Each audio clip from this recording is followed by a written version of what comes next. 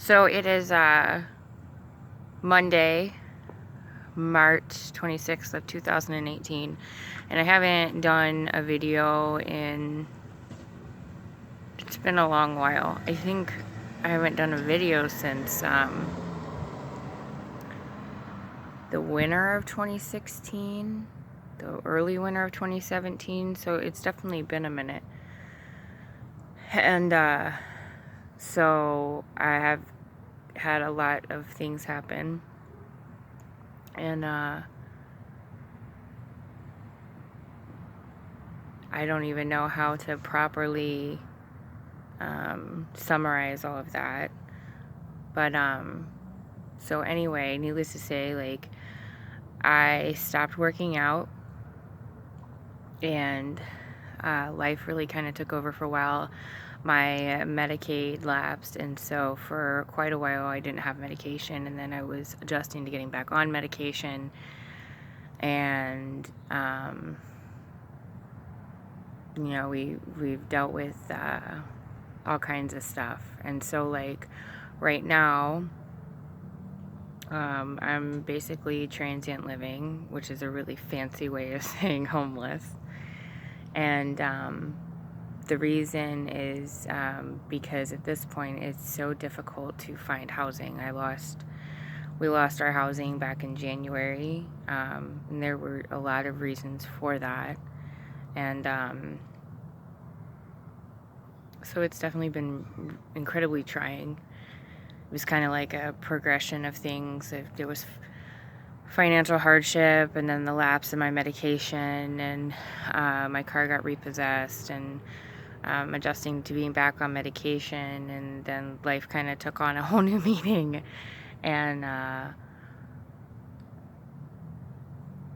you know, then last fall I got engaged, and then December I found out that we were pregnant, and January we lost our place, and then Joe wasn't doing well, and relapsed, and blessedly he's back in a 12-step program. And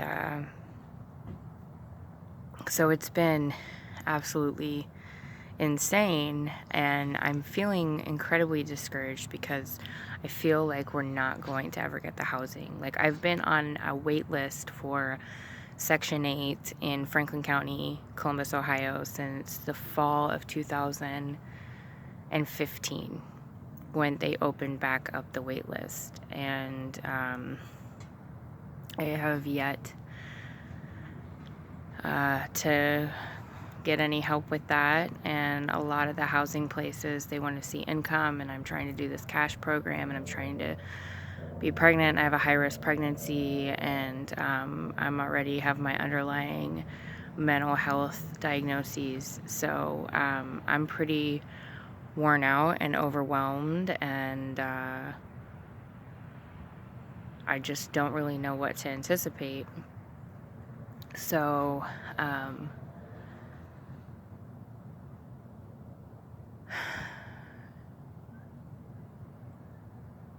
I feel like no matter where I'm at, I keep becoming marginalized, and I keep falling through every crack, because you would think that at some point I would start to get assistance for my disability, and that just doesn't seem to be happening. I feel like I'm healthy enough, but I'm screwed up enough, but I'm not too screwed up, and I just keep getting marginalized. So I'm hoping soon that our housing situation changes, because it's really difficult to feel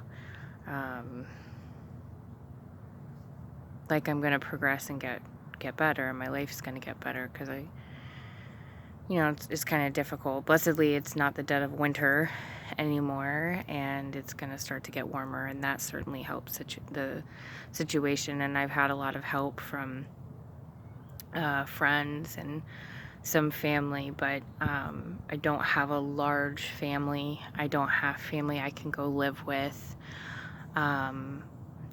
We had called the shelters, and every time we called, they were at capacity. The last time that we called, they said if you have somewhere to stay that's willing to keep you, we're willing to help out with food. Because they were so overcrowded that they were having people sleep in the cafeteria at tables. And then you hope to get into a housing program of some kind, and there's still statistically not guaranteed to get into that program. And so I am not the only person experiencing this program or problem, and it's a larger problem that has continued to just kind of snowball. And this was probably like my biggest fear when I initially left the kid's biological father, because I know how difficult it is to make it out here, and I know how difficult it is to make it out here with the challenges that I face anyway, and not having the financial support from that individual has definitely what's the word I'm looking for? Compromised the boys substantially. And that is like really difficult. Like, I have the ability that I could go to school, but it's always kind of like, if you go to school, you can't work full time, and then if you don't go full time or a certain amount, then you can't get the funding, and then how do you pay for that? And then when you already live at a poverty threshold level, you're always running behind on the bills, and that's always kind of been what it is suffocation. And so I don't know, that's kind of like what's going on with me. And so the boys and I are staying with a girlfriend of mine, and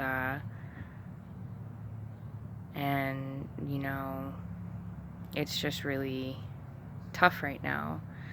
We've been fortunate in the sense that we have gotten some help, and that has been a tremendous change for us. And we started attending a new church, and that has been very beneficial, and a breath of fresh air for all of us. And so there's growth, and there's change, and there's movement, but it's small. And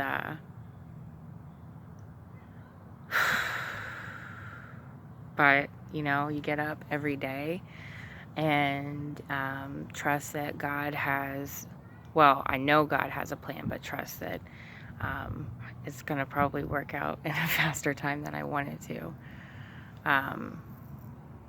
So anyway, yeah, I mean, I'm still kicking, I'm still alive, I'm still sober, I'm, addressing everything that I'm supposed to. It's just a much different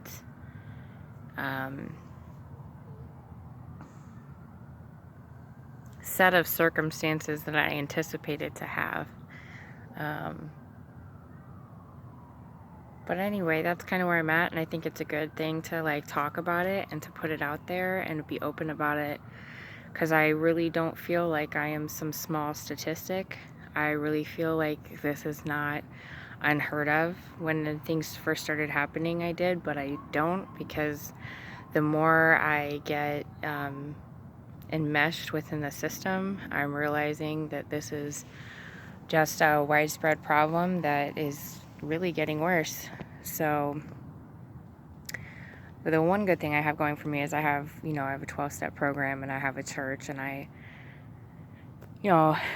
think those things really help, because I don't know necessarily that everybody has that, and that gives me the ability to recognize that I'm not alone, that I don't have to do it alone, and that there's a way to look back over the choices that I've made and you know, rectify that and move forward and be able to use that information.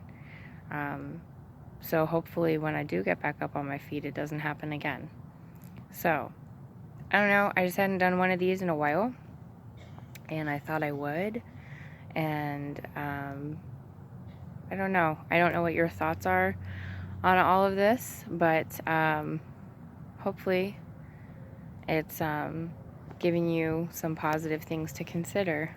So, all right, it's a good day to be alive and sober. I'll talk to you guys later.